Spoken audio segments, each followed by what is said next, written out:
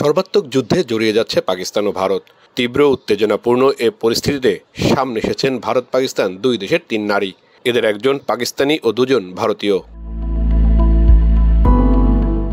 পাকিস্তানিদের চোখে এখন ওয়ার হিরো হয়ে গেছেন দেশটির ফাইটার পাইলট আয়েশা ফারুক, কারণ তারই হামলায় ধ্বংস হয়েছে ভারতের যুদ্ধবিমান রাফায়েল। অন্যদিকে ভারতে এখন তারকা খ্যাতি পেয়ে গেছেন দেশটির সেনাবাহিনীর সিগন্যাল কোরের কর্নেল সোফিয়া কুরেশি এবং উইং কমান্ডার ভূমিকা সিং। অপারেশন সিন্দুরের ব্রিফিং করতে সামনে আসেন এই দুই নারী। কেউ কেউ এই যুদ্ধকে দুই মুসলিম নারীর লড়াইও বলছেন। পাকিস্তান ও ভারতের এই তিন নারী এখন নায়কোচিত মর্যাদায় স্থান করে নিয়েছেন, আর এতে অনেকটাই এগিয়ে আছেন পাকিস্তানের ফাইটার পাইলট আয়েশা ফারুক, কারণ $288 মিলিয়ন রাফায়েল ভূমিতে নামিয়েছেন তিনি।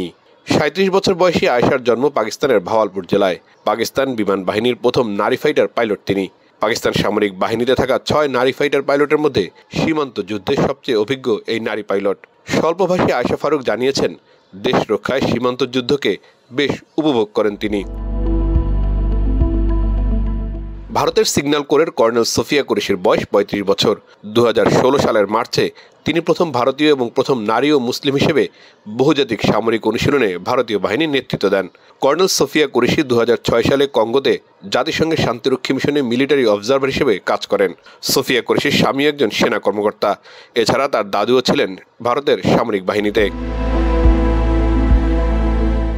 অন্যদিকে ভূমিকা সিংয়ের ভারতীয় বিমান বাহিনীতে আসার যাত্রা শুরু হয়েছে স্কুল জীবনে ক্যাডেট করে যোগদানের মধ্য দিয়ে। তার পরিবারে তিনি একমাত্র ব্যক্তি যিনি সামরিক বাহিনীতে যোগ দিয়েছেন। পেহেলগাঁয়ে জঙ্গি হামলায় 26 জন পর্যটক নিহত হওয়ার পর পাকিস্তানে বিমান হামলা চালায় ভারত। নাম দেয়া হয় অপারেশন সিন্দুর। আর সেটির তথ্য জানাতেই গণমাধ্যমের সামনে আসেন ভারতের এই দুই নারী সামরিক কর্মকর্তা। আর ভারতের অপারেশন সিন্দুরের পাল্টা জবাব দিতে সামনে আসেন ফাইটার নারী পাইলট আয়েশা ফারুক।